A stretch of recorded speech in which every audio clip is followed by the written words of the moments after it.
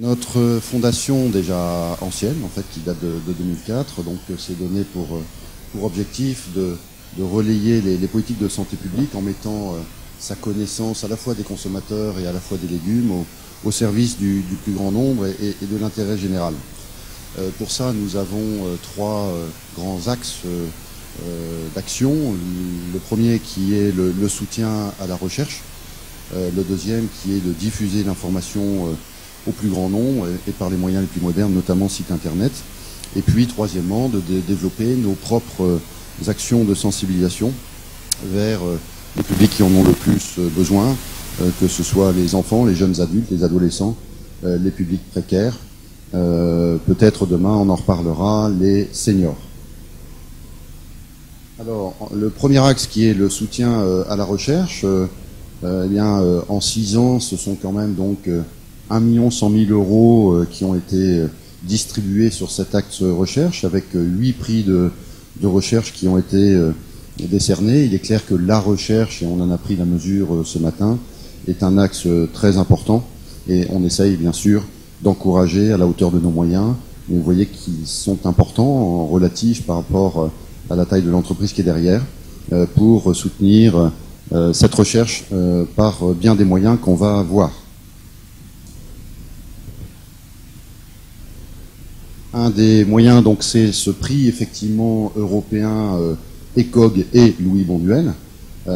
C'est un prix pour combattre tout simplement l'obésité infantile, qui l'ECOG regroupe des praticiens, comme vous le savez, hospitaliers, et il nous a bien sûr semblé intéressant d'associer des chercheurs sur le terrain. Et en 2010, ce prix a été décerné à l'équipe du docteur Pascal Isnard, qui interviendra tout à l'heure pour présenter ses travaux. Sachez que l'appel à candidature 2011 est en cours sur notre site internet, et donc n'hésitez pas à vous inscrire. Deuxième prix, c'est un prix Louis Bonduelle, cette fois, prix de recherche Louis Bonduelle, destiné, lui, aux étudiants, pour des sujets de thèse, sur les comportements alimentaires, etc. Alors cette année, nous avons la particularité d'avoir eu tellement de candidatures de qualité qu'il y aura tout simplement 2 prix qui seront décernés, 2 fois plus que l'année dernière, progression de 100% par rapport à l'année dernière. Deuxième axe, c'est que nous sommes co-fondateurs en tant que fondation Louis Bonduelle d'une autre fondation qui s'appelle la Fondation Cœur et Artères, qui est, elle, reconnue d'utilité publique et qui fait de la recherche fondamentale sur tout ce qui est maladies cardiovasculaires, les pathologies qui y sont associées et qui ont, comme on le sait maintenant très clairement, une relation avec la nutrition, avec l'alimentation.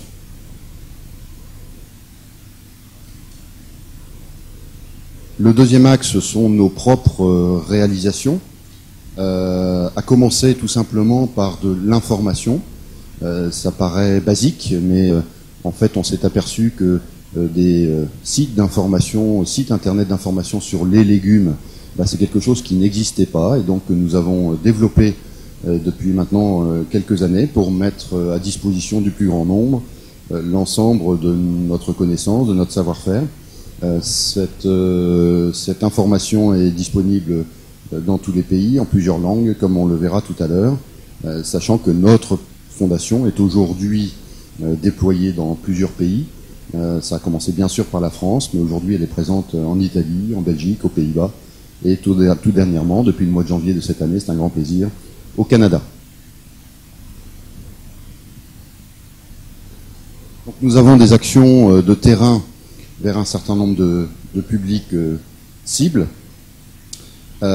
pour sensibiliser, comme je disais tout à l'heure, les publics prioritaires en matière de prévention, que sont les enfants, que sont les publics précaires, que sont les jeunes adultes. Alors ces actions ont un certain nombre de particularités, elles se veulent le plus concrètes possible, mesurables également, qu'on puisse vérifier les résultats de ce qu'on investit dans ces actions, et puis s'appuyant bien sûr sur l'expertise de spécialistes et de spécialistes indépendants.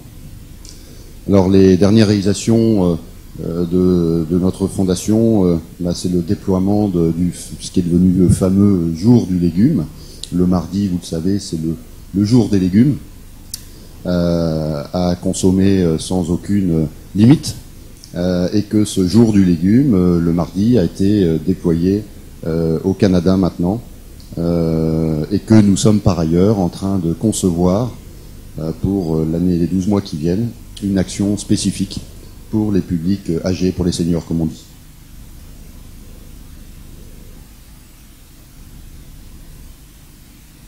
Donc je le disais tout à l'heure, nous mettons à disposition notre savoir-faire et notre connaissance via un site internet, avec l'organisation d'événements réguliers comme celui d'aujourd'hui, qui permet d'échanger entre toutes les parties prenantes.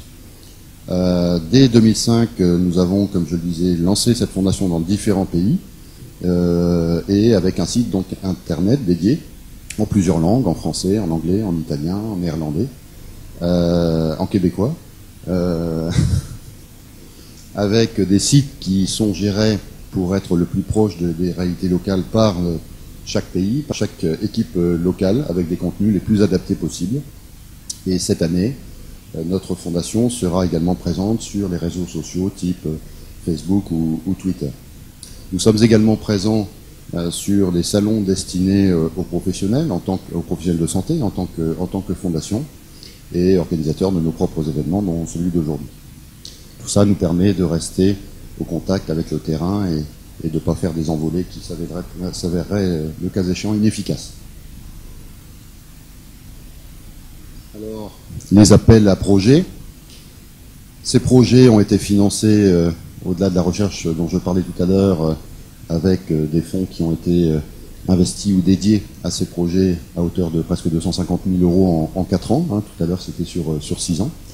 L'air de rien, ça représente en 6 ans 58 projets qui ont pu être aidés un peu partout dans le monde. J'ai envie de vous en donner quelques exemples les plus récents. En Hongrie, par exemple, la formation de directeurs et d'instituteurs d'écoles maternelles sur l'équilibre alimentaire.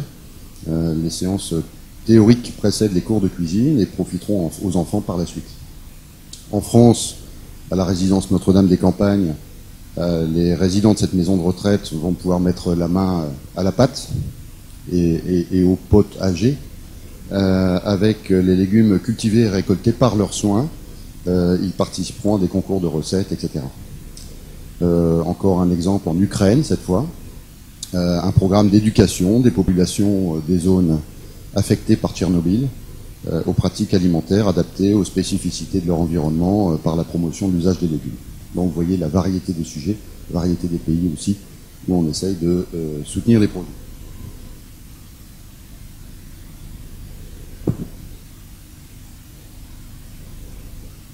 Alors la Fondation donc, finance des projets. En retour, les porteurs de projets apprennent beaucoup à la Fondation.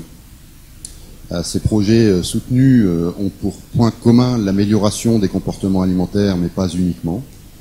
Au-delà de cet objectif, on constate que l'alimentation est un vecteur permettant de progresser efficacement sur de nombreuses autres thématiques ou problématiques. Le handicap, par exemple, l'insertion sociale, les liens intergénérationnels, etc. C'est également un support pédagogique très très riche et souvent utilisé par les enseignants pour aborder la question du développement durable. Donc la diversité des projets présentés nous rappelle chaque fois toute la complexité et la richesse que représente l'alimentation de l'être humain et dont on a déjà beaucoup parlé ce matin. Nous recevons chaque année toujours plus de dossiers, ce qui exprime des besoins manifestement croissants. Au total, nous aurons instruit près de 400 dossiers en 4 ans. Cela nous enseigne d'une part que l'alimentation progresse au cœur des enjeux de santé publique, mais d'autre part aussi nous permet de découvrir de nouvelles solutions originales et d'apporter notre pierre à tout ça.